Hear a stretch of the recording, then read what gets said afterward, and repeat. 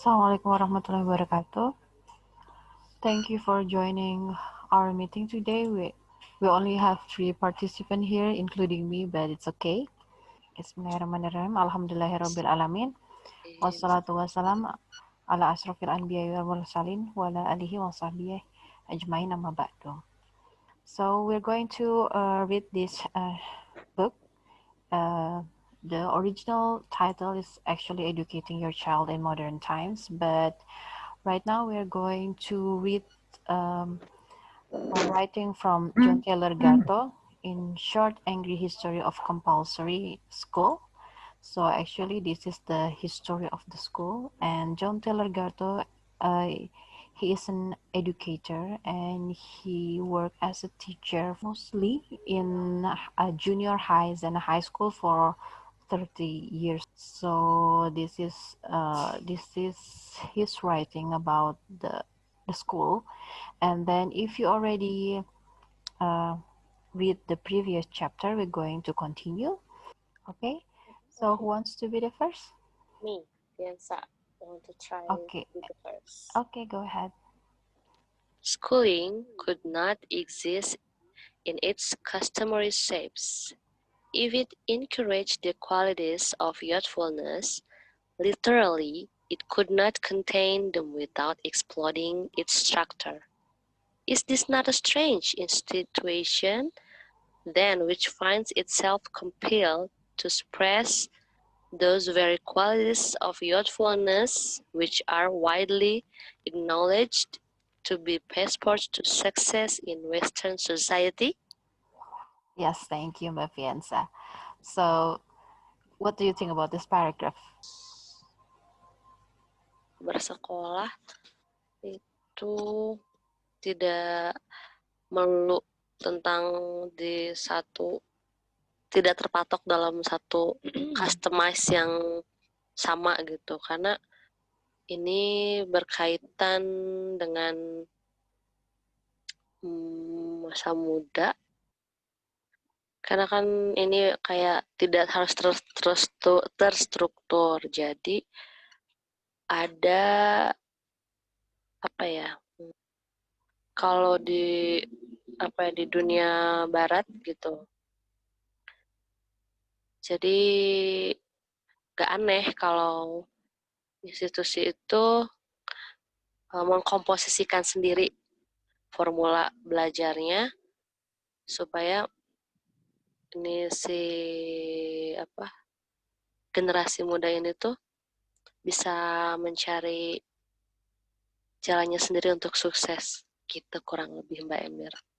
Okay, thank you, Mbak Fianza. So, we're going to read the translation for this one, for this part. Oke. Saya bacakan ya. Mbak Dalia, so would you mind Halo. to, would you Assalamualaikum. Waalaikumsalam. So would you mind to narrate it, this one in Indonesia? I'm going to read it in Indonesia, and then I'm going to actually close the screen so you can retell about this paragraph in Indonesia. Okay? Thank you. Sekolah di dalam bentuknya yang konvensional tidak dapat digunakan untuk menumbuh kembangkan kualitas jiwa muda. Jadi kalau kita bahas yang kemarin tuh ada kata jiwa muda. Struktur sekolah harus dirombak secara total untuk mengakomodasi penumbuh kembangan kualitas ini. Tidaklah mengherankan ketika institusi ini, sekolah, justru menghambat dan menekan kualitas berjiwa muda yang dianggap sebagai prasyarat untuk dapat sukses di dalam masyarakat modern. I'm going to stop there. So, Mbak Dahlia, would you mind to narrate it? Oke, in Indonesia berarti ya? Yes, of course. Pada intinya dari paragraf yang tadi dibacakan, bahwa sekolah itu pada dasarnya tidak mengakomodir jiwa muda yang dimiliki oleh anak-anak sampai dengan usia remaja. Dan kalau misalnya memang kejiwa mudaan ini mau difasilitasi, maka struktur sekolah tuh harus dirombak habis-habisan. Dan di dunia barat, sebenarnya youthfulness ini menjadi salah satu kunci kesuksesan, tapi yang ada sekolah atau institusi pendidikan umum justru menekan kualitas ini pada anak-anak, jadi malah nggak muncul gitu kualitas youthfulness itu. Yes, correct. Thank you, Mbak Dahlia. Thank you, Mbak Fianza. So, we're going to continue to the next slide. Okay. So, this is actually 2 slides because the paragraph is long for this section. So, bear with me. I'm going to ask Mbak Dahlia to read it first, and Okay. then Mbak Fianza again. Would you mind to read it again? Okay, never mind. Okay, so now it's my turn, right? Oh yeah, yes, it's Okay. your turn. Okay. I'm sorry. Excuse me. Okay, this one. Okay. Since personal expression and development is so rigorously constrained by the structures of schooling, rigorously enough that youthfulness is suffocated, although childishness is nurtured, a disinterested observer might be expected to hypothesize that some greater interest is being served by schools as they are. An interest which must be protected from the ingredients and eventual outcomes of youthful expression. Go ahead, Mbak Fianza. Put another way, schools couldn't be the way they are, so expensively flying in the face of common sense and long experience in how children learn things, unless they were doing something right from some particular point of view. Schools may not seem reasonable places to me or to you, or to many children, but that's not to say they aren't at all times rational from where the managers of our society sit. Okay, so this is actually one paragraph, so I don't know how to. Mbak Dahlia, Um, just okay, actually, by reading it one time, I cannot make a conclusion about it. Yes, Can you yes, read it yes. again? Me too. yeah. First, I don't know. I think it's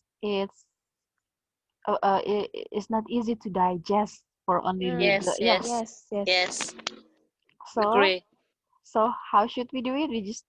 We're going to read the translations, and then I think I think it's okay to do it like we did earlier with Mbak Fienza. So I try to translate it first, and then we will Mhm, check out with the actual translation.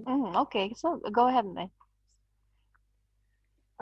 Dahlia. Okay, I'm so, going to share. Actually, this you're going to translate these 2 slides. okay, Okay. okay, okay, okay. First sentence, karena ekspresi individu dan perkembangan individu apa ya, tidak bebas berkembang karena struktur sekolah dan kejiwa mudaan ini nggak bisa berkembang, walaupun kalau aku baca slide-nya sebelumnya, childishness atau kekanak-kanakan justru muncul. Sorry, bentar. A disinterested observer might be expected to hypothesize. Aku agak susah sih menerjemahkan yang kalimat keduanya. Okay. coba So Yang mulai dari a disinterested. so we're not going to focus on disinterested Okay. observers, but only on the observers. Jadi kesimpulan dari pengamatan bahwa sekolah memang memiliki tujuan tertentu yang aku artikan dari greater interest ini, yang jadi gini, bahwa sekolah memiliki tujuan tertentu yang memang kalau misalnya kejiwamudaan ekspresi kejiwamudaan itu tadi difasilitasi, malah interest itu tidak bisa berkembang dengan baik. Aku memaknainya mungkin kayak kedisiplinan, keteraturan gitu kali ya.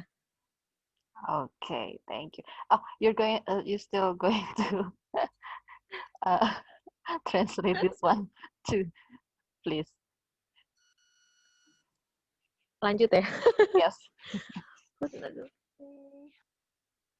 Dengan begitu, sekolah justru tidak bisa menjadi sebagaimana mereka seharusnya dalam memfasilitasi anak-anak belajar, kecuali mereka mau mengubah sudut pandangnya.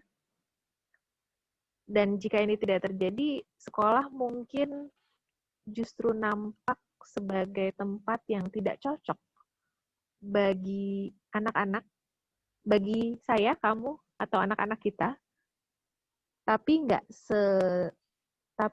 selamanya juga sih. Ada masa-masa di mana sekolah mungkin cocok dengan pandangan sebagian besar society atau masyarakat kita.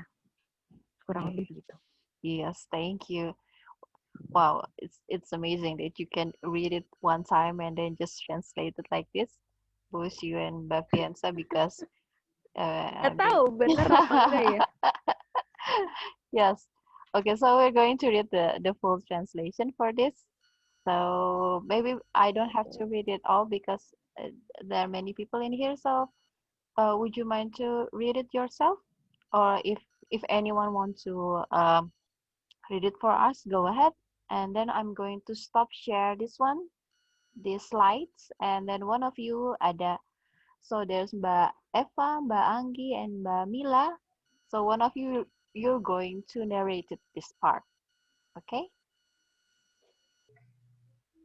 Okay. I'm going to stop shares, and then one of you,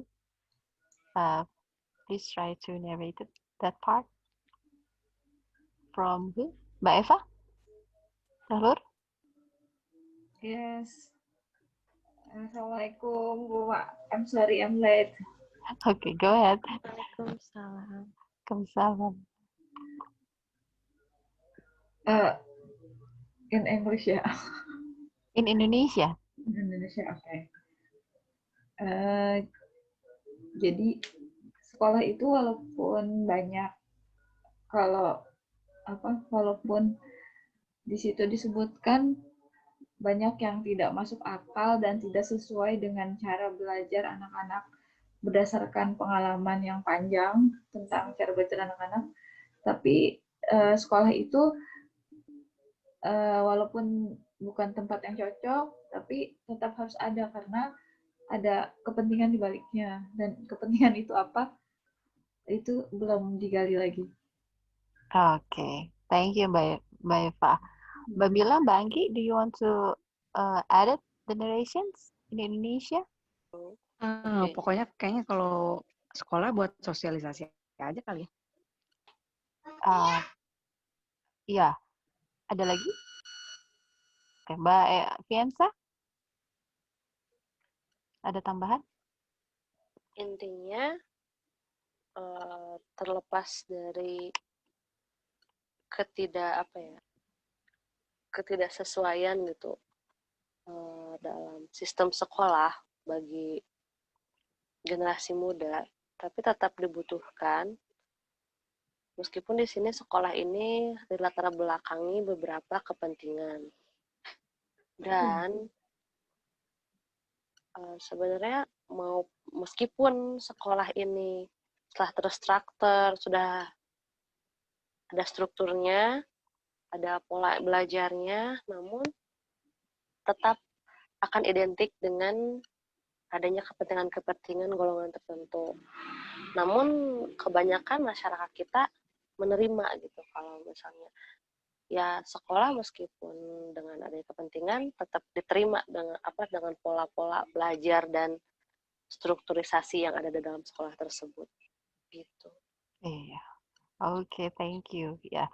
So yeah, the point is that kita punya sekolah, tapi ternyata sebetulnya sekolah itu ada kepentingan tertentu yang sebetulnya kita nggak tahu. Nah, salah satunya itu yang bisa kelihatan tuh kok kayak dia memperpanjang sifat kekanak-kanakan ya.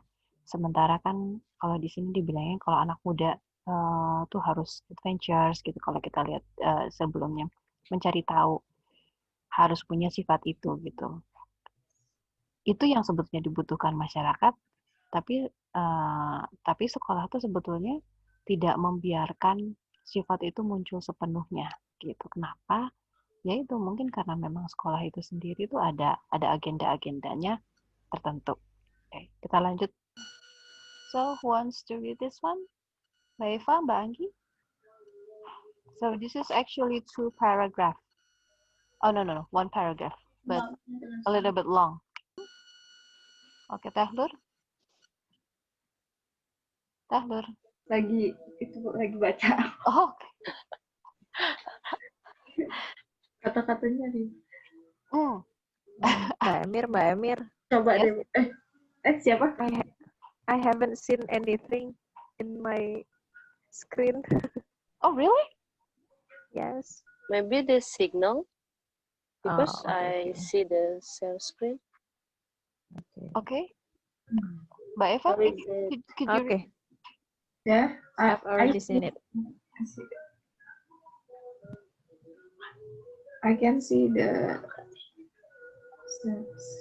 screen? Mbak Dahlia? Yes. Okay. Oh, okay. Go ahead, Mbak Eva. To belabor what seems to me obvious, schools wouldn't be as they are unless that with the most important men and women in the world. Bagaimana? Obviously, if schools displease the managers of society, that they will cease to exist as they are over time. How indeed could it be otherwise if we persist in thinking like engineers about the particular problems of schooling, like bad reading or bad manners? We will surely missing what the school for us is really about. For concentrating too heavily on its trees, getting better teachers, better principals, better superintendents, or better textbooks will not solve the school mess.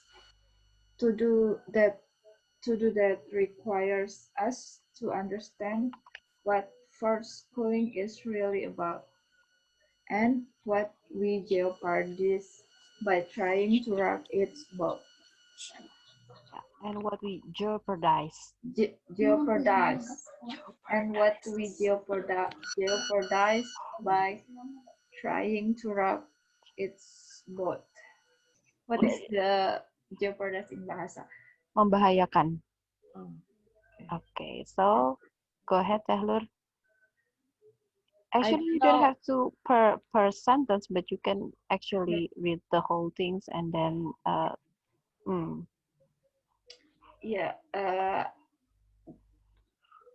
jadi nggak aku dapetnya tadi cuma yang, jadi walaupun sudah sangat jelas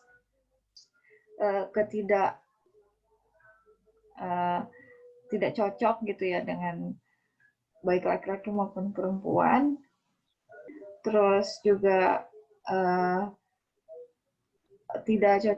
pokoknya tidak cocok dengan masyarakat, tapi gimana ya? For concentrating too heavily on jadi untuk dan ditemukan banyak masalah dalam sekolah itu,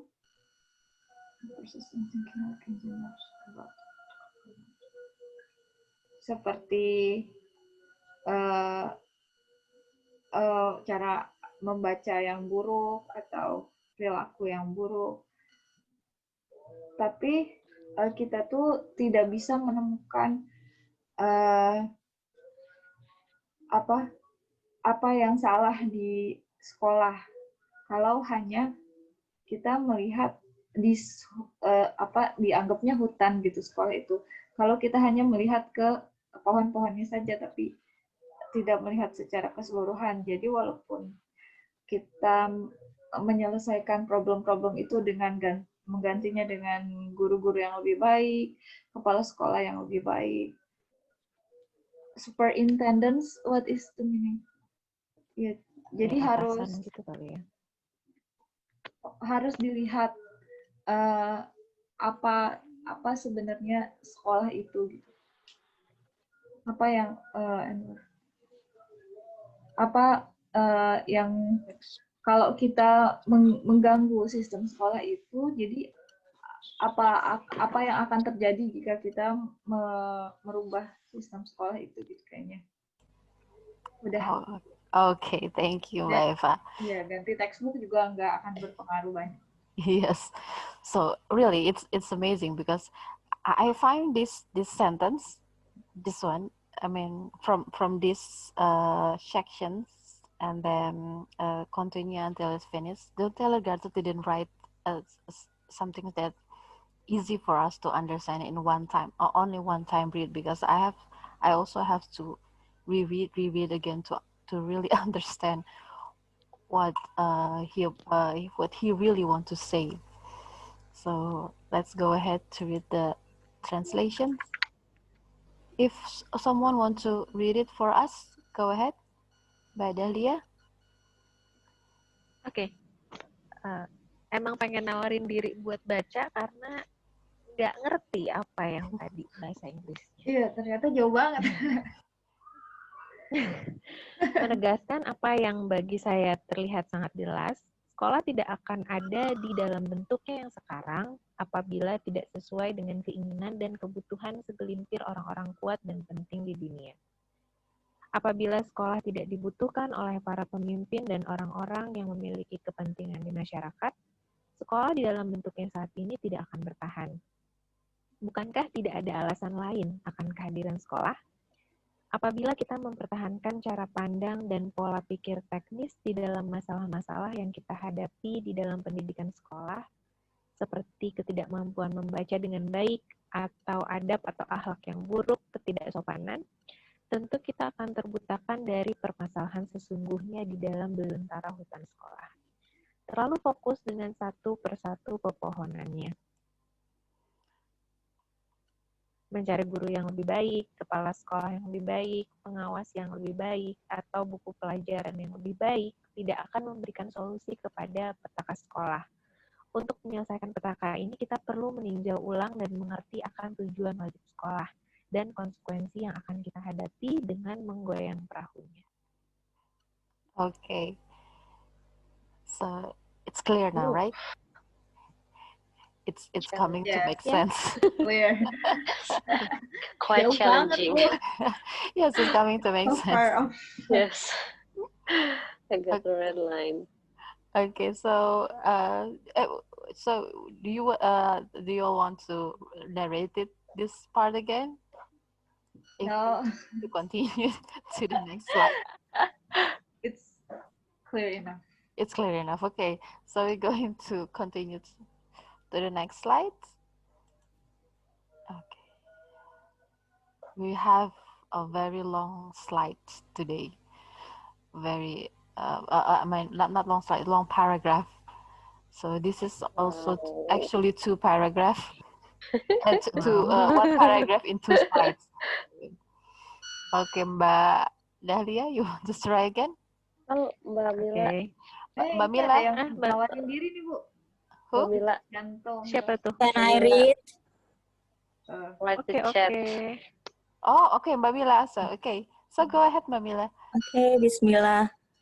Secondary school was hardly the only path to maturity until after WWII. Junior World War II. World War II. Oh, World War II. Dunia 2, Bu. Junior high school didn't exist in many places until then, and high school was only a part of the upbringing of a fraction of the young until well after the First World War. To give just 2 examples that I took very casually from the New York Times of 18 April this year and the New Yorker magazine of April 21st.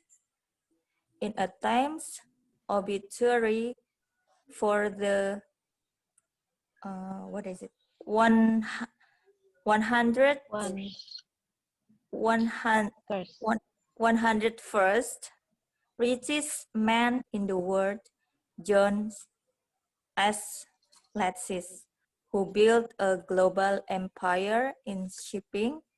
I learned that he was born in 1910 in the Greek fishing village of Katakola, where virtually unschooled, he began his working life as a laborer before he graduated to being a deckhand. What is it? Deckhand on a freighter. Yes. Freighter. Thank you, Mbak Mila. Okay. At So, 28, with his savings and some loans, he bought a rusty freighter which over the next 3 decades, he parlayed into a fleet of ships. He then, without any instruction, diversified into construction, oil, banking, and the like without even an MBA from the Harvard Business School. Over the years, his yacht was lent to Prince Charles, to President George Bush, to Colin Powell, and to Marlon Brando, house that for a Greek laborer without a college degree. Finish? okay, thank you. Yes, thank you, Mbak Mila. So, do you want to try to translate it? Oh, Not it's you don't difficult. have to translate word, but only what did you get from this paragraph actually? What John Teller want to say about it? Yeah. Okay, I tried. Secondary school. Sekolah secondary itu yang kedua ya, apa gimana?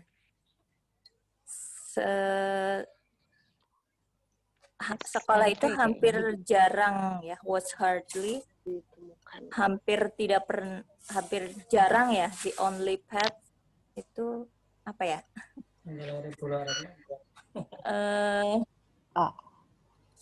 Jadi di sini tuh secondary school tuh karena pertama kan cuman fokusnya hanya ke primary ya. Tapi primary zaman mereka tuh sama primary zaman kita tuh beda ya.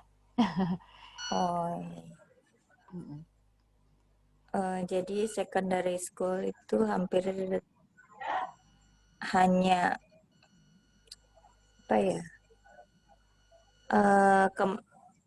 Kematangan sampai di perang ke dunia kedua. Kemudian SMP ya, junior high school didn't exist, tidak terlihat lagi, tidak ada di beberapa tempat sampai sekolah tinggi atau SMA hanya sebagian dari upbringing of a fraction,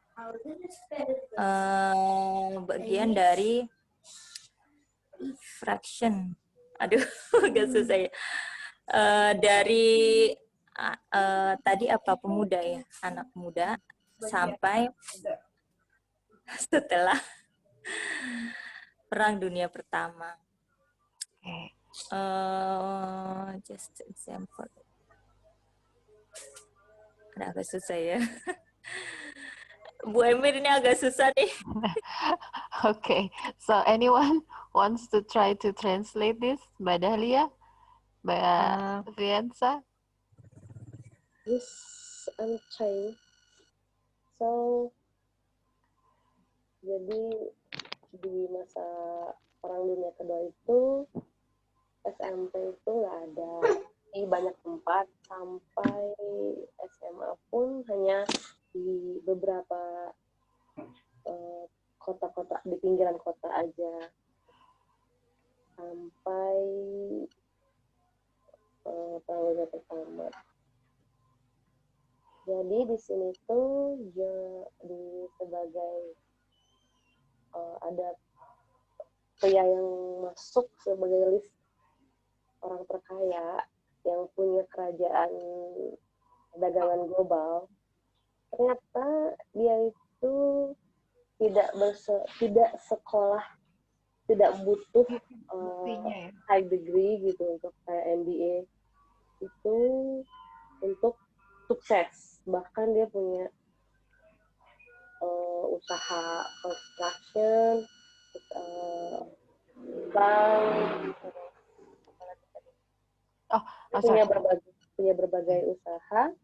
Nyatanya dia itu nggak perlu high degree gitu, karena dia menemukan polanya sendiri untuk belajar yang tidak sesuai struktur sekolah, karena pada masa itu kan bukan kebutuhan yang ini ya secondary gitu setelah primer itu untuk bersekolah. Justru dia bisa belajar dengan sambil bekerja gitu. Dia justru dengan bekerja dia mempelajari metodenya sendiri bagaimana untuk menjadi sukses dengan mengembangkan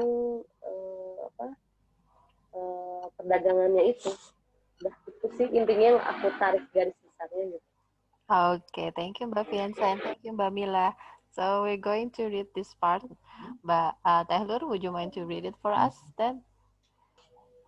Okay, Mbak Mila, would you? Ya. Dibaca ya. Oke, dibaca aja. Kita baca sama-sama. Oke. Sebelum Perang Dunia Kedua, sekolah menengah bukan satu-satunya jalan menuju kedewasaan. Sekolah menengah pertama belum banyak hadir dan hanya sedikit yang mengecap pendidikan hingga sekolah menengah atas. Ini terjadi jauh setelah Perang Dunia Pertama berakhir. Sebagai contoh, saya mengambil 2 artikel acak dari The New York Times pada tanggal 14 April 2003 dan majalah New Yorker tanggal 21 April 2003. Di dalam sebuah artikel di Times, diceritakan biografi salah seorang yang termasuk ke dalam 101 orang paling kaya di dunia, John S. Latsis. Ia membangun dinasti pengiriman barang yang mendunia. Ia lahir pada tahun 1910 di sebuah desa nelayan di Katakala, Yunani. Hampir tidak mengalami pendidikan formal di sekolah. Ia memulai bekerja dengan menjadi buruh kapal pada umur 28 tahun. Bekerja dengan menjadi buruh kapal. Pada umur 28 tahun,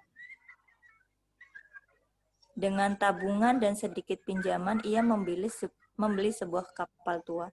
Dengan modal tersebut, di dalam kurun waktu 3 dekade, ia berhasil mengembangkan sebuah armada kapal laut.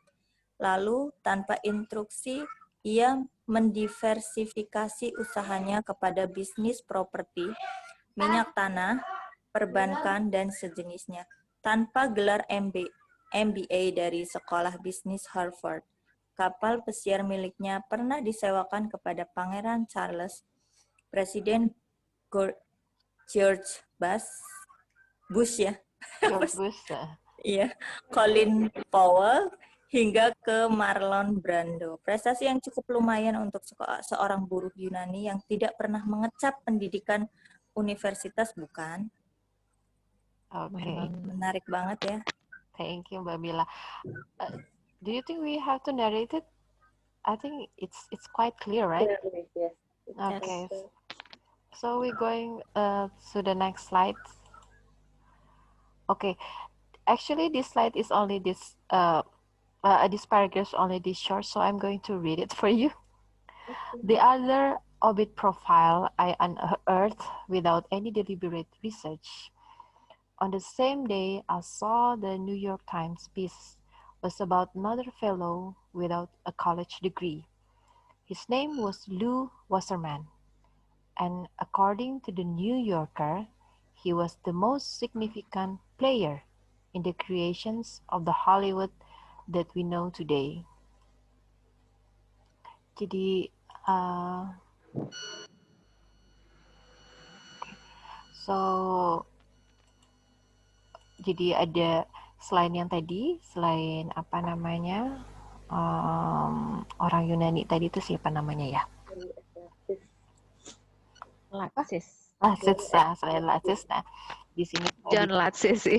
John Latsis. Jadi di daftar itu juga dia juga lihat ada nama Lew Wasserman, dan dia itu adalah orang yang memiliki pengaruh besar di bukan pembuatannya, jadi apa namanya, ide dari Hollywood itu sendiri.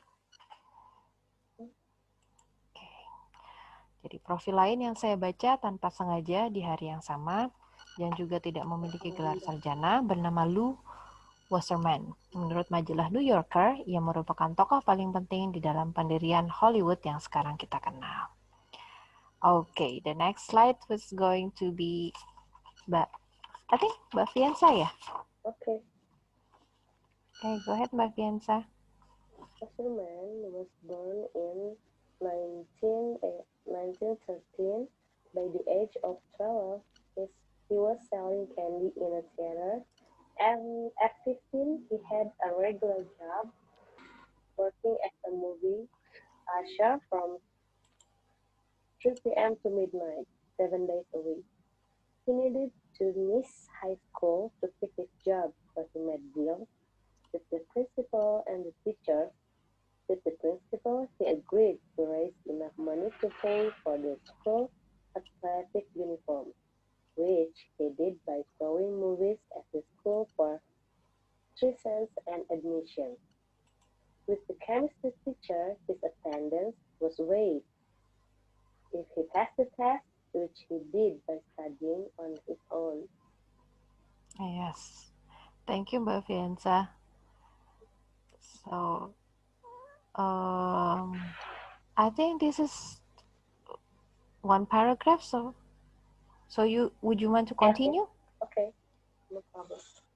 So much for Wasserman's education. He couldn't afford college, which was time saved for other things. Wasserman used the time to buy up the contracts of Greta Garbo, Fred Astaire, Henry Fonda, Billy Wilder, George Logan, Dorothy Parker, Dashiell Hammett, and others, using someone else's money, of course. And by the age of 33, he was president of MCA, the Music Corporation of America. He studied tax law on his own and invented a variety of structured transactions and deferred compensation plans which specialist attorneys had never thought of. Okay. Thank you, Mbak Fiansa. So, would you like to try to translate it? Wasserman ini lahir di tahun 1913. Di usia 12, dia menjual permen di bioskop, dan di usia 15, dia punya pekerjaan utama sebagai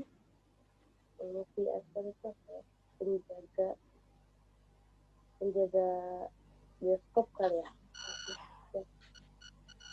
Dari jam 3 sore sampai tengah malam setiap hari. Dia sebenarnya rindu untuk bersekolah di SMA dan untuk menjaga supaya bisa tetap bekerja. Jadi dia bikin perjanjian sama kepala sekolah dan guru-gurunya. Sama kepala sekolah dia menyetujui untuk memberikan uang yang cukup untuk membayar seragam olahraganya. Nah, dari dia sebagai operator film di sekolah dan 3 sen sebagai biaya administrasinya. Sedangkan dengan guru kimianya, kehadiran si Wasserman ini bisa Oke, lanjut. Yang penting kehadirannya itu longgar gitu ya, nggak harus mesti kayak teman-teman yang lain. Yang penting dia bisa lulus ujian, yang mana dia itu banyak belajar sendiri daripada dengan teman-temannya di sekolah. Okay, so Mbak Fiansa, would you mind? I'm going to ask Mbak Dahlia to translate this part. Mbak Dahlia. Ya.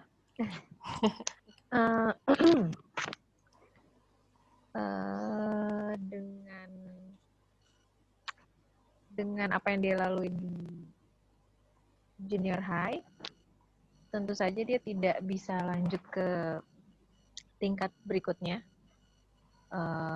He couldn't afford college, dia nggak punya uang juga buat melanjutkan ke universitas.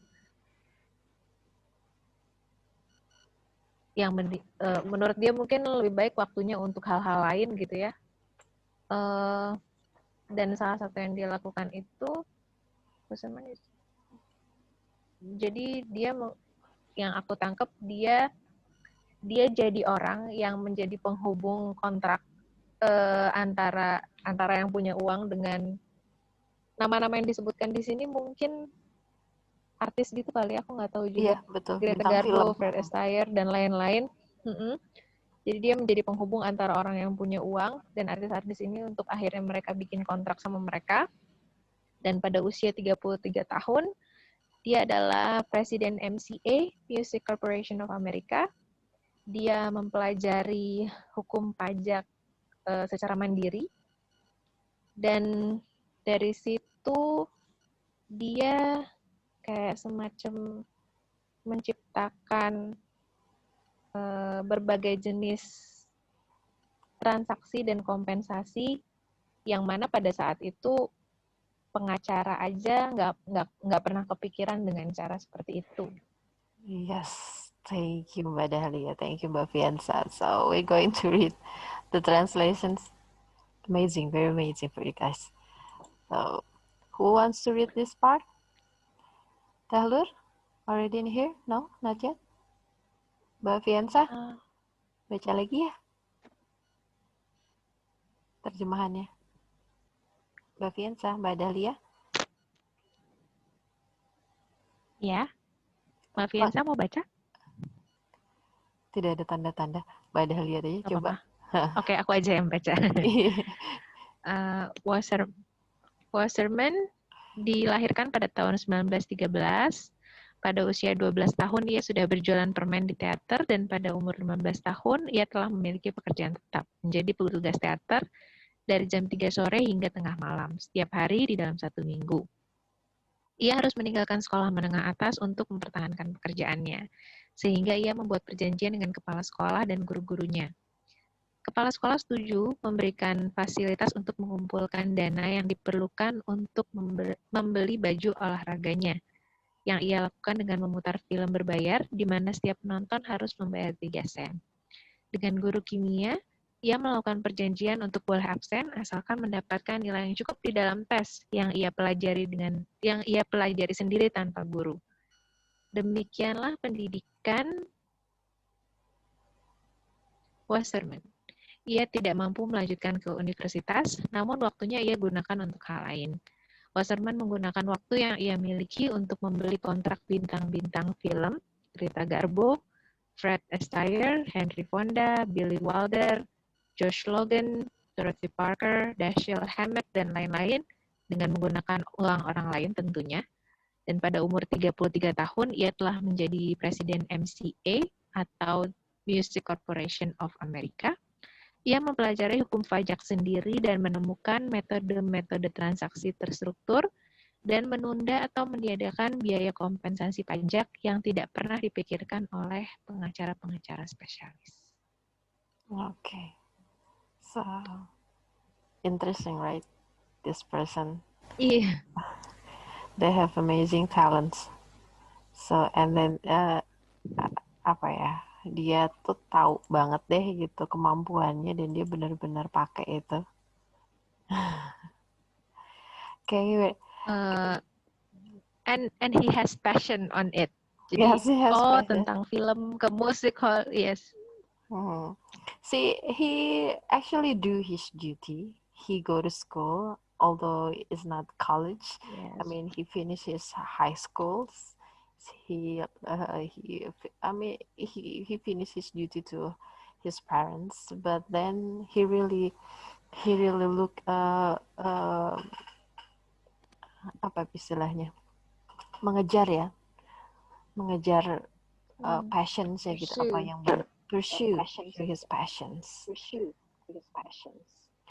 Okay, so we're going to read the next slides. This is going to be the last slide, so I will ask Mbak Dahlia to read it for us, and then I'm going to ask Mbak Mila for the translation later. Okay. If biographies like this are news to you, it isn't your fault. Although 50 years ago, school commonly talked of these alternative route triumphs, they don't anymore. Nor do America's important news outlets focus your attention on how many people make it without benefit of schooling. If you think I'm exaggerating how many of you know that as I speak, across the ocean in wealthy Switzerland, less than 1 kid in 4 goes beyond elementary school. In the richest nation in the world per capita, over 75% of the population has only a grade school background. Itu 50 tahun lalu ya maksudnya? Yes. Okay. Oh, aku menerjemahkan deh. Iya. Terus silent gitu. Ya, bentar. Oke. Kalau kisah-kisah, jika kisah-kisah seperti ini adalah berita baru untuk kita, ini bukan salah Anda, tenang aja. Sekitar 50 tahun lalu, sekolah itu sebenarnya hanyalah salah satu alternatif menuju kesuksesan. Tapi sekarang udah tidak lagi. Di Amerika sendiri, fokus kita diarahkan sebaliknya. Jadi, sorry, aku agak kurang paham kalimat yang ini. Udah itu kok, udah dapat itu. Jadi kayak ini tuh cerita lama, sekarang tuh udah nggak bisa kayak gitu lagi. Gitu. Oke. Ini tuh cerita lama dan sekarang bahwa orang nggak bisa melakukan itu tanpa sekolah gitu ya. Yes. Dan jika Anda pikir saya melebih-lebihkan, berapa banyak dari Anda yang tahu bahwa di Switzerland kurang dari 1 dari 4 anak lulus dari sekolah dasar, bahwa di negara terkaya di dunia ini lebih dari 75% populasinya hanya memiliki latar belakang sekolah dasar. Ya, thank you Mbak Dahlia. Yes. Wow. Tapi ini buku tahun berapa ya? Kalau nggak salah, saya lupa. Tahun 2003 kah gitu? Wow. Okay. Tapi termasuk baru ya Mbak Emir ya? Iya dong. Ada 20th century juga. 2003. Sebentar ya. Sekitar kapan nih? Iya, 2003 ini. Ini buku tahun 2003. Kita baca dulu terjemahannya ya oleh Mbak Mila. Silakan Mbak Oke. Mila. Oke, apabila biografi-biografi seperti ini menjadi bahan yang layak untuk berita, ini bukan salah Anda. Biografi-biografi orang-orang yang berhasil sukses tanpa menjalani sekolah formal seperti ini sebenarnya merupakan hal yang biasa saja.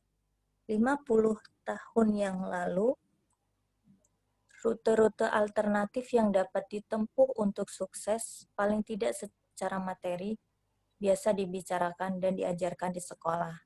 Namun sekarang tidak lagi. Media dan kantor-kantor berita penting di Amerika pun tidak ingin Anda tahu mengenai fakta bahwa ada banyak orang yang berhasil tanpa melewati pendidikan formal di sekolah. Jika Anda merasa saya berlebihan, berapa banyak yang tahu akan Swiss, sebuah negara yang berada di seberang lautan dengan pendapatan per kapita paling tinggi di dunia, di mana hanya kurang dari 1:4 orang meneruskan pendidikannya ke tingkat sekolah menengah. Di salah satu negara terkaya di dunia ini, lebih dari 70% jumlah populasi hanya memiliki pendidikan sekolah dasar. Oke, terima kasih Mbak Mila. Jadi Sama-sama. sebetulnya Mbak Mila jawab membacakan ini menjawab pertanyaan di chat ya. Benar-benar. Jadi kalau gimana nih kalau di Indonesia? Gimana kalau misalnya ijazahnya? Ya iya, ternyata udah nggak bisa lagi memang. Di Amerika pun sudah nggak bisa lagi. Jadi sejak 50 tahun yang lalu terus udah di-cut. Udah deh, nggak akan schooling tuh jadi benar-benar dibuat masuk ke dalam sistem dan wajib ya. Kalau di Indonesia masih oke, kalau nggak salah kalau di Amerika tuh kalau di public schoolnya itu mau ke toilet aja dia harus punya cardnya ya. Ya nanti dia akan kasih lihat ke superintendentnya bahwa dia tuh mau ke toilet gitu. Sampai segitunya. Jadi kalau misalnya kita baca misalnya unschooling and manual gitu, karena dulu saya baca itu. Terus kalau di Amerika waktu itu udah lebih dulu ya, di daerah California itu udah lebih dulu untuk homeschool, mereka membebaskan. Jadi itu orang-orang Eropa kayak orang dari Jerman, dari yang memang orang-orang yang wajib belajar itu dan ada orang Amerika Utara sana itu pindah semua ke California karena wajib, sekolah itu wajib, dan kalau misalnya mereka tetap di situ ya mereka akan bolak-balik berurusan dengan hukum. Jadi kalau di Indonesia tuh sebetulnya udah enak banget ya. Untuk homeschooling. Untuk homeschooling tuh kita nggak punya masalah. Kalau pengalaman saya sendiri di Jepang karena dia wajib belajar. Jadi kalau misalnya kita punya wajib belajar seni 9 tahun, di sana juga sama 9 tahun sampai SMP. Nah SMA tuh emang nggak akan dipikirin gitu. SMA itu terserah anaknya. Nah, Bu Emir mau tanya nih, kalau yang homeschooling, ada yang nyebut unschooling gitu. Itu sebenarnya saya pengen tahu nih perbedaannya apa, karena kan saya newbie nih ya. Jadi masih baru banget. Itu banyak orang yang bilang unschooling, ada yang homeschooling. Ini perbedaan yang ini banget apa gitu? kalau unschooling tuh pasti homeschooling. Tapi kalau homeschooling tuh belum tentu unschooling. Jadi perbedaannya di mana kalau homeschooling itu dia mengkategorikan bahwa masih ada kurikulum yang dipakai. Oh, Sebetulnya saya pernah bikin tulisan sendiri tentang homeschooling sama unschoolingnya karena saya pernah ngalamin homeschooling. Jadi sekarang homeschooling lagi, tapi kemarin tuh beberapa tahun lalu ketika pulang dari Jepang tuh saya unschooling anak-anak. Jadi unschooling tuh sama sekali nggak ada kewajiban buat mereka. Jadi beneran ketika ditanya mereka, kamu mau ngerjain apa hari ini? Aku mau ngerjain ini. Oke, yuk kita kerjain. Kita jalan-jalan yuk ke sini, kita jalan-jalan yuk ke sana. terus jalan ke sana, dapat apa dari sana? Mau ditulis nggak? Mau, ya ditulis. Dapat apa dari sana? Ceritain dong, cerita. Itu udah, jadi nggak seperti itu saja, nggak ada yang apa kurikulum fixnya ya. Itu Tapi tetap ada pendidikan ya. tetap ada. Jadi pendidikan di sini tuh apa ya? Lebih kayak kedekatan ke anaknya ya. Jadi kita ngikutin kamu mau belajar apa, tetap kita tumbuhkan ide-ide, tapi mereka yang eksekusi. Ma, aku mau baca ini, oke baca ini, terus kamu apa sih, dapat apa dari itu gitu, ceritain dong gitu ke mama gitu.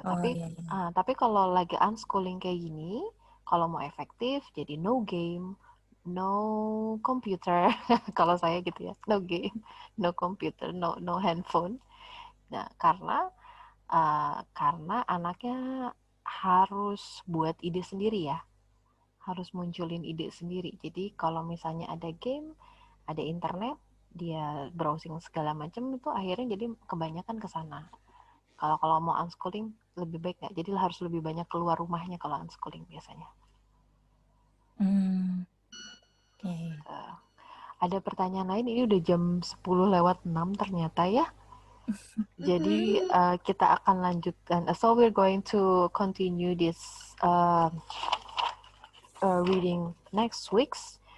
I hope you could continue to join us again. So thank you very much Mbak Dahlia, Mbak Fiensa, Mbak Mila, Teh Lur, who else? Mbak Anggi, but he already. Okay. Okay. Terima kasih juga Mbak Emir. Terima kasih. So, Seru banget. I'm going to send. So, jadi, aduh, aku nggak bisa pakai bahasa Inggris deh. Jadi aku pakai bahasa Indonesia aja. Jadi ini tuh pas aku baca pun bukan tulisannya John Taylor ini nggak mudah ya. Jadi dia tuh banyak kata-kata. Ya ketika dia menceritakan biografi kita bisa gampang lah gitu. Oh ya gini. Tapi ketika dia menganalogikan sekolah, menceritakan kenapa sekolah itu tuh banyak bahasa yang kalau buat saya tuh nggak mudah buat sekali baca, sekali menerjemahkan. Jadi kosakatanya, susunan katanya, pemilihan katanya gitu. Jadi memang saya tuh terpukau gitu sama teman-teman di sini yang sekali baca tuh udah wow. Aduh, Alhamdulillah. Okay, so we're going to end this session. Thank you very much. Subhanakallahumma wa bihamdika, asyhadu an la ilaha illa anta, astaghfiruka wa atubu ilaik.